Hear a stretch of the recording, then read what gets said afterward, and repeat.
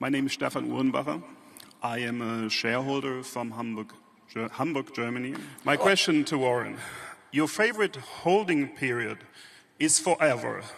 Holding American Express or Coca-Cola for decades. Berkshire recently went in and out of Markel, and you, I believe, sold and later bought Oxy, which I think happens to everyone all the time.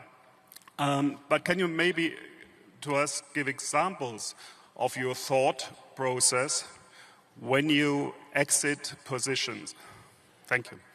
Well, there are various reasons for exiting positions. One is if you need the money, but that doesn't happen very often with us. But it used to happen on every decision I made when I started when I was 20 years old, which I consider the post-Graham period, although I actually started in 1942, if you just talk about buying stocks. But in any event, the decision process is really quite interesting in a certain way, because Charlie and I made decisions extremely fast, but in effect, after years of thinking about the parameters that would enable us to make the quick decision when it presented itself. And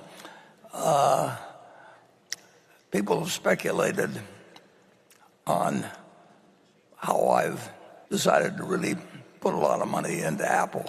And for a reason, I can't. One thing that Charlie and I both learned a lot about was consumer behavior. That didn't mean we thought we could run a furniture store or anything else, but we did learn a lot when we bought a furniture chain in Baltimore, and we quickly really realized that it was a mistake. But having made that mistake made us smarter about actually thinking through what the capital allocation process would be and how people were likely to behave in the future with department stores and all kinds of things that we wouldn't have really focused on. So we learned something about consumer behavior from that. We didn't learn how to run a department store. Now, the next one was See's Candy. And See's Candy was also a study of consumer behavior. We didn't know how to make candy. There were all kinds of things we didn't know. But we've learned more about consumer behavior as we go along. And that sort of background, in a very general way, led up to the study of consumer behavior in terms of Apple's products. And in that case, while I watched what was happening at the Furniture Mart in terms of people leaving the store, even though we were selling Apple at a price where we weren't even making any money, but it was just so popular that if we didn't have it, people left the store and went to Best Buy or someplace. And if you know the Blumkins, they can't stand anybody leaving the store, so they behave accordingly. But then you learned that had to interest you in the brand. And then you had a million different inputs. But I think the psychologists call this apperceptive mass, but there is something that comes along that takes a whole bunch of observations that you've made and knowledge you have, and then crystallizes your thinking into action, big action in the case of Apple. And there actually is something which I don't mean to be mysterious, but I really can't talk about. But it was perfectly legal and everything, I'm sure of that. But it just happened to be something that entered the picture that took all the other observations, and I guess my mind reached what they call apperceptive mass, which I really don't know anything about.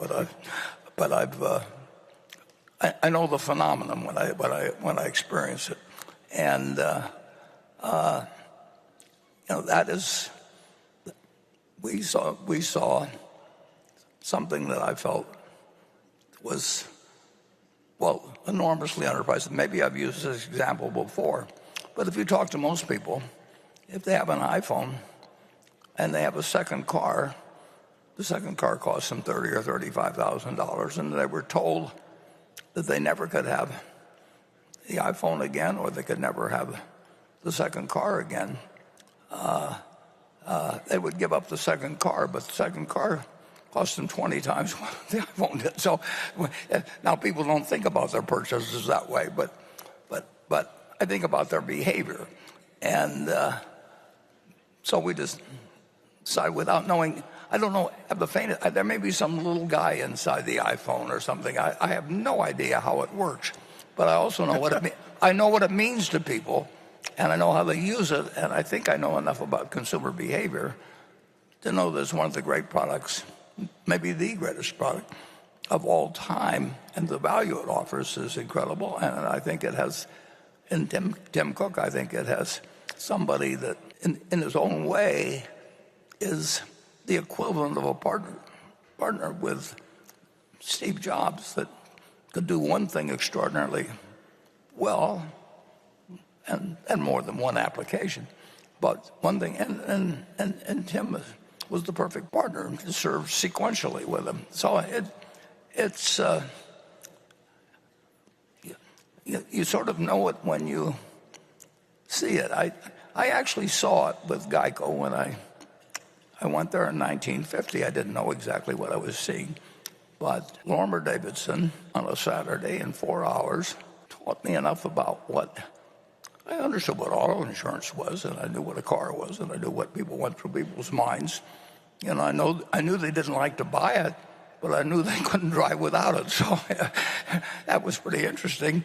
And then, but he filled in all the blanks in my mind as I sat there on that Saturday afternoon. And, you know, every now and then it happens.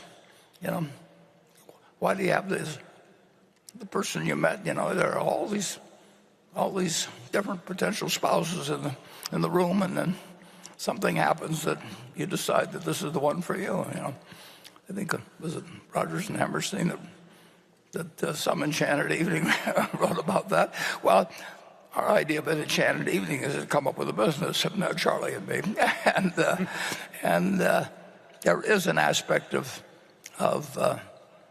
knowing a whole lot and having a whole lot of experiences, and then seeing something that turns on the light bulb. And that will continue to happen, and I hope it happens a few times to you, but you can't make it happen tomorrow, but you can prepare yourself for it happening tomorrow, and it will happen sometimes. Hey, Warren, Yep. he mentioned Oxy, which I think is a great example. Yeah.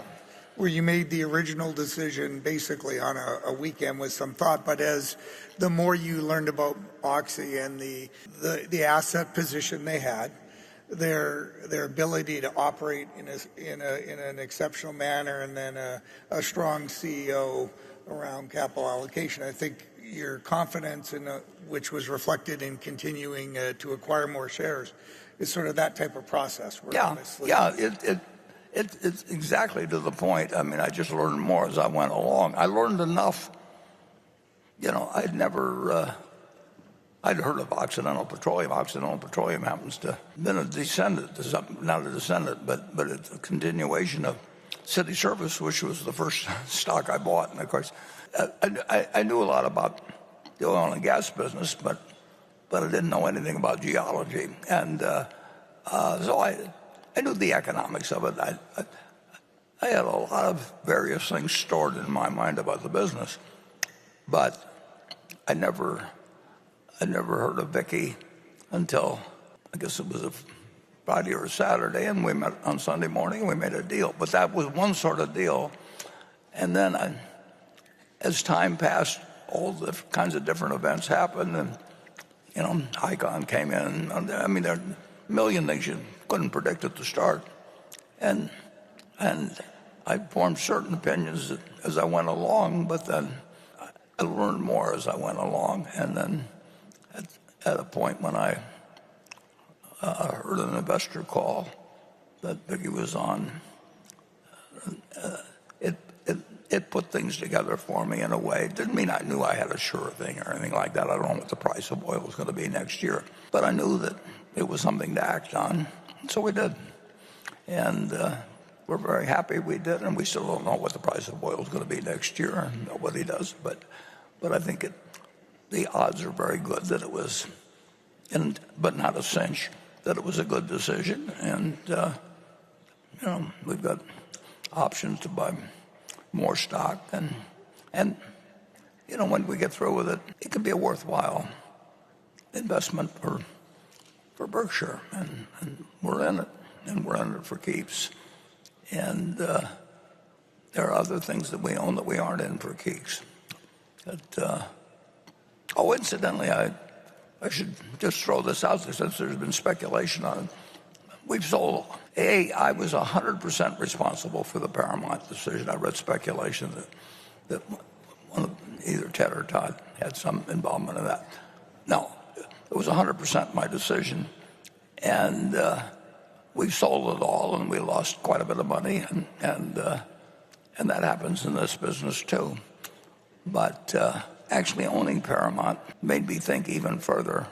I like to think deeper, but I certainly thought harder even about the whole question of what people do with their leisure time, and what the governing principles are of running an entertainment business of any sort, whether it's sports or movies or whatever it might be. And I think I'm smarter now than I was a couple years ago, but I also think I'm poorer because I acquired the knowledge in the manner I did.